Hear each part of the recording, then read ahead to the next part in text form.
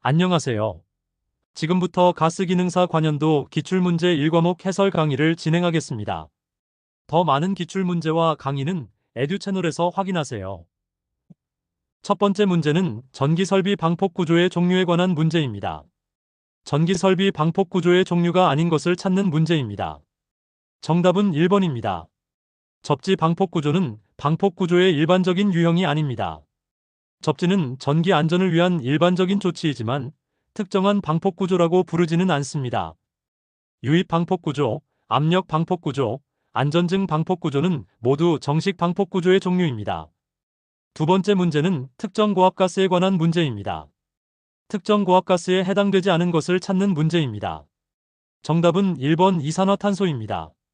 이산화탄소는 고압가스로 분류될 수 있으나 일반적으로 비독성이며 높은 농도에서는 위험할 수 있지만 특정 고압가스로 분류되지는 않습니다. 수소, 산소, 천연가스는 모두 특정 고압가스에 해당합니다. 세 번째 문제는 액화산소 저장 탱크의 저장 능력 계산 문제입니다. 내부 용적이 25,000리터인 액화산소 저장 탱크의 저장 능력은 얼마인지 묻고 있습니다. 비중은 1.14입니다. 정답은 3번 25,650kg입니다. 저장 능력은 0.9 곱하기 D 곱하기 V로 계산합니다. 여기서 0.9는 액화산소의 비중을 고려하여 계산된 상수값이고 D는 액화산소의 비중 1.14, V는 내부 용적입니다.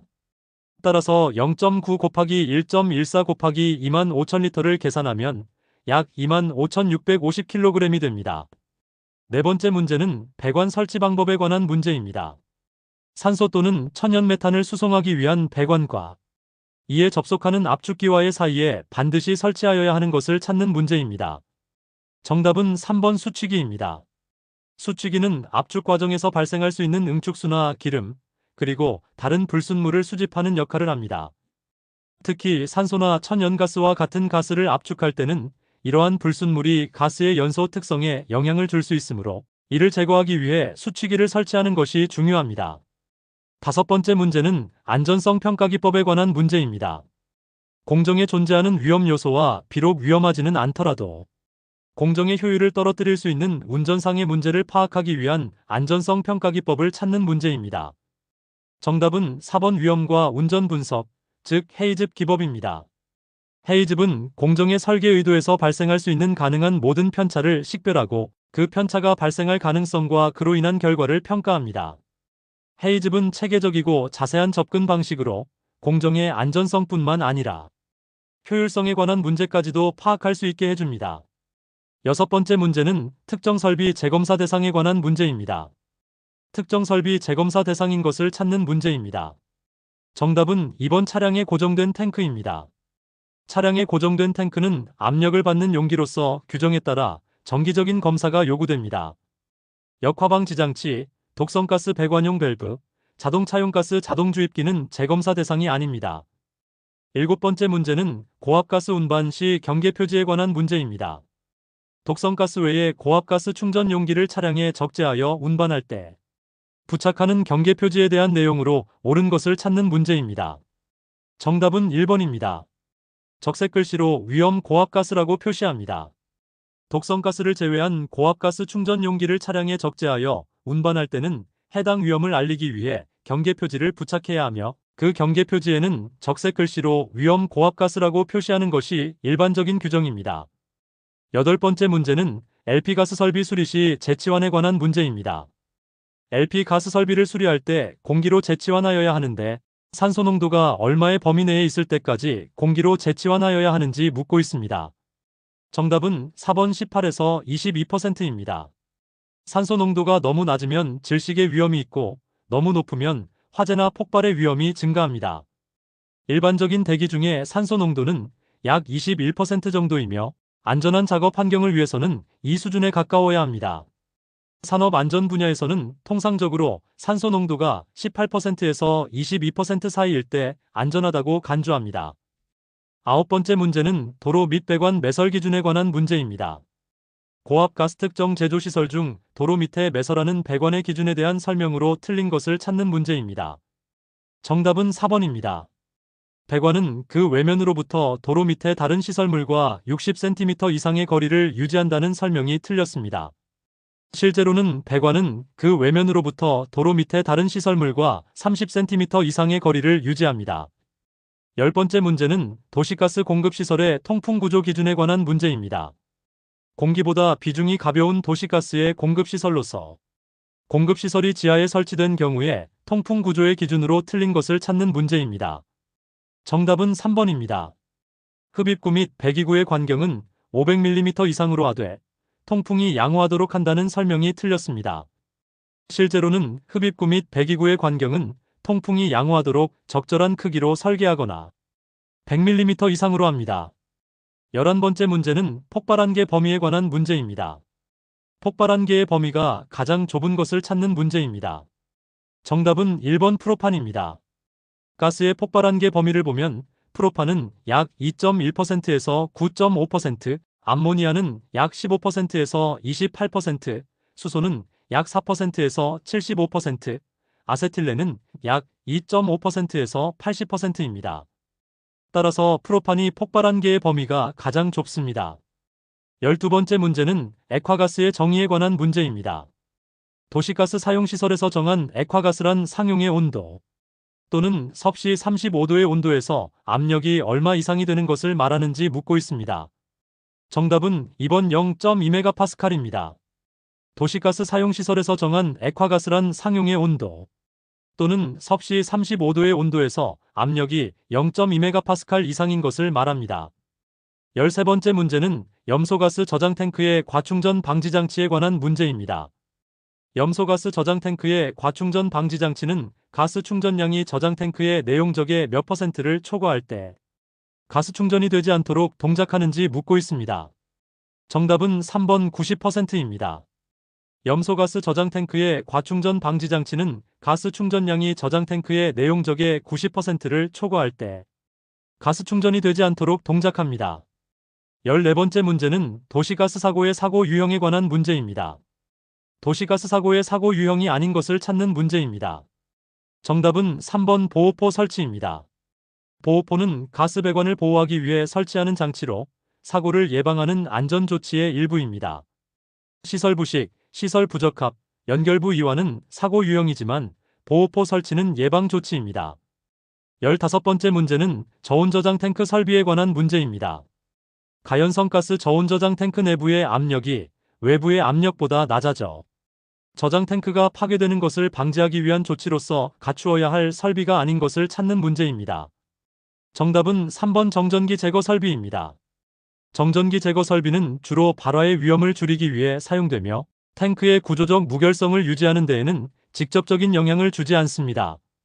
압력계, 압력 경보 설비, 진공 안전 밸브는 모두 필요한 설비입니다. 16번째 문제는 도시가스 배관 매설거리에 관한 문제입니다. 일반 도시가스 배관 중 중압 이하의 배관과 고압 배관을 매설하는 경우 서로 간의 거리를 몇 미터 이상을 유지하여야 하는지 묻고 있습니다. 정답은 2번 2m입니다. 일반 도시가스 배관 중 중압 이하의 배관과 고압 배관을 매설하는 경우 서로 간의 거리를 2m 이상 유지해야 합니다.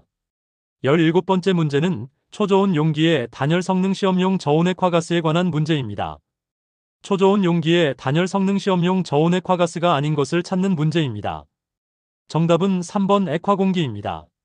액화공기는 특정한 단일 가스가 아니라 여러 가스의 혼합물이기 때문에 초저온 용기의 단열 성능 시험용 저온액화가스로 분류하기에는 다소 적합하지 않습니다.